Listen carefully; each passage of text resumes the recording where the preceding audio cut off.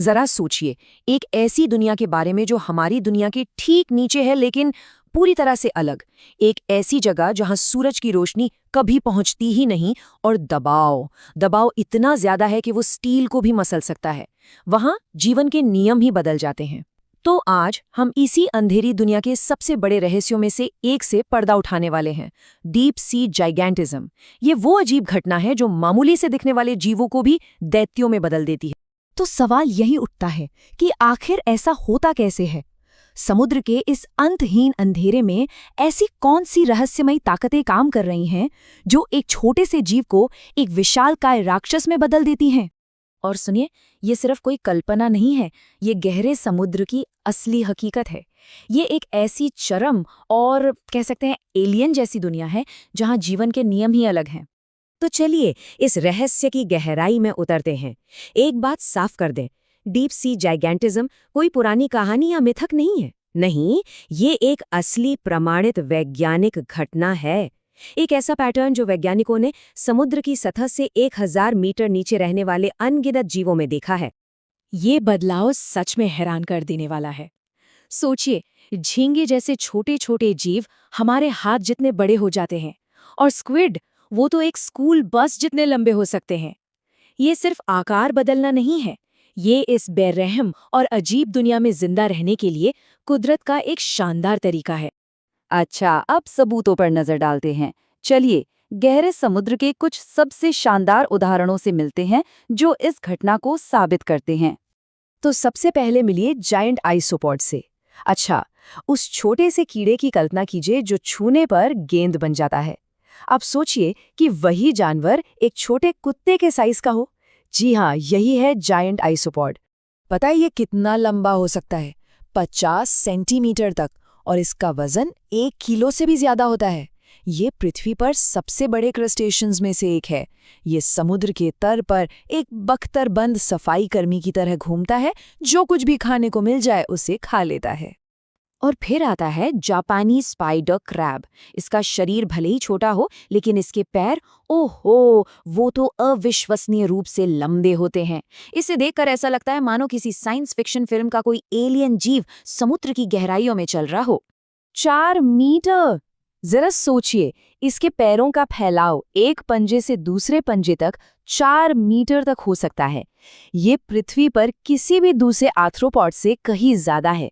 और ये लंबे पैर सिर्फ दिखावे के लिए नहीं है, ये इसे शिकारियों से बचाने और अंधेरे में भोजन खोजने में मदद करते हैं। और लिस्ट यहीं खत्म नहीं होती। विशाल स्क्विड, जिसकी आंखें जानवरों के साम्राज्य में सबसे बड़ी हैं, से लेकर रिफ्ट या ट्यूब वर्म तक, जो जहरीले पानी में पनपते हैं। जाइगेंटिज्म का ये पैटर्न हर जगह दिखाई देता है। तो सवाल फिर वही है, ऐसा क्यों होता है? जवाब गहरे समुद्र के चरम वातावरण में ही छिपा है। तो चलिए एक जासूस की तरह उन सुरागों की जांच करते हैं जो इस रहस्य को सुलझाने में हमारी मदद कर सकते हैं।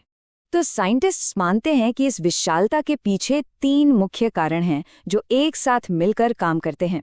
ऐसा दबाव जो हर चीज को कुचल दे, ऐसी ठंड जो हर चीज को जमा दे, और भोजन की इतनी कमी कि हर दिन जिंदा रहने के लिए एक संघर्ष हो। यहाँ ठंड का एक दोहरा और बड़ा ही हैरान करने वाला असर होता है। एक तरफ ये जमा देने वाला तापमान इन जीवों के मेटाबॉलिज्म को धीमा कर देता है, जिससे उनकी ऊर्जा बचती है, और दूसरी तरफ ठंडे पानी में गर्म पानी के मुकाबले ज्यादा ऑक्सीजन होती है, और यही अतिरिक्त ऑक्सीजन इन विशाल शरीरों को जिंदा रहने में मदद करती है। अब बात करते हैं दबाव की। 4 किलोमीटर की गहराई पर ये सतह पर महसूस होने वाले दबाव से 400 गुना ज्यादा होता है। इसकी तो कल्पना करना भी मुश्किल है। इसको आसान भाषा में समझें तो ये ऐसा है जैसे शरीर के हर 1 इंच पर दर्जनों हाथी खड़े हों। हमारे लिए तो ये एक पल में मौत होगी, लेकिन इन जीवों के लिए ये बस उनका घर है। कुछ वैज्ञानिकों का ये भी मानना है कि बड़ा शरीर होना इस जानलेवा दबाव को झेलने में उनकी मदद करता है। और आखिरी सुराग है खाना। देखिए, गहरे समुद्र में सूरज की रोशनी नहीं है तो वहाँ पौधे भी नहीं हैं। वहाँ का जीवन मरीन स्नो पर निर्भर करता है, यानी ऊपर से गिरने वाले जैविक मलबे की एक धीमी बौछार। ये एक दुर्लभ दावत है जो इस वातावरण को एक पोषक रेगिस्तान जैसा बना देती है। तो इन सब पर्यावरणीय चुनौतियों का विशाल आकार से क्या लेना देना है? अब हम इन सुरागों को जोड़कर देखेंगे कि आखिर बड़ा होना गहरे समुद्र में जिंदा रहने का एक बड़ा फायदा क्यों बन जाता है? तो यहाँ एक बड़ा ही दिलचस्प पैटर्न सामने आता है। हर चुनौती का एक ही विशाल समाधान है। खाने की कमी है, कोई बात नहीं, एक विशाल शरीर ऊर्जा को बेहतर ढंग से जमा कर सकता है और धीमे मेटाबॉलिज्म की वजह से लंबे समय तक भूखा रह सकता है। कड़ाके की ठंड है, बड़े शरीर गर्मी को ज्यादा देर तक बनाए रखते हैं। शिकारी कम है और जो हैं भी उनके लिए एक विशाल जीव को मारना लगभग नामुमकिन है। मतलब बड़ा आकार ही सबसे बड़ा कवच है। इस धीमे और लंबे जीवन की रणनीति का सबसे बेहतरीन उदाहरण है ग्रीनलैंड शार्क। ये 150 साल की उम्र में यौन परिपक्वता तक पहुंचती है और 400 से भी ज्यादा सालों तक जिंदा रह सकती है। ये दिखाता है कि गहरे समुद्र में समय अलग तरह से चलता है। और ये हमें के चयन नाम की एक अनोखी प्रजनन रणनीति तक ले जाता है। इसका सीधा सा मतलब है क्वालिटी क्वांटिटी से ज्यादा। हजारों छोटे छोटे बच्चे पैदा करने के बजाय ये विशाल जीव बस कुछ ही बच्चे पैदा करते हैं, लेकिन उन पर अपनी पूरी ऊर्जा और समय लगाते हैं ताकि उनके जिंदा रहने की संभावना ज्यादा से ज्यादा हो।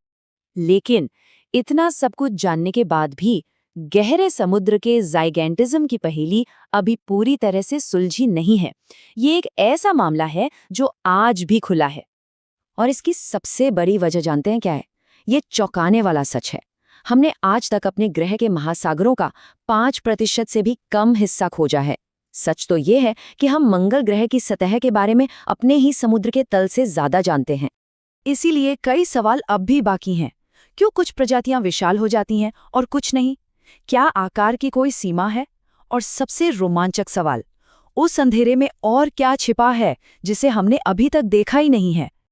और यही आखिरी सवाल हमें एक गहरी सोच में छोड़ जाता है। हर बार जब कोई पनडुब्बी उस अंधेरे में उतरती है तो वो कुछ ऐसा लेकर लौटती है जो हमने पहले कभी नहीं देखा था। ये हमें याद दिलाता है कि हमारा महासागर आज भी उन रहस्यों और अजूबों से भरा है जिनकी हम कल्पना भी नहीं कर सकते। तो असली सवाल ये है, उस अंतहीन अंधेरे में और कौन से विशालकाय दानव हमारी खोज का इंतजार कर रहे हैं?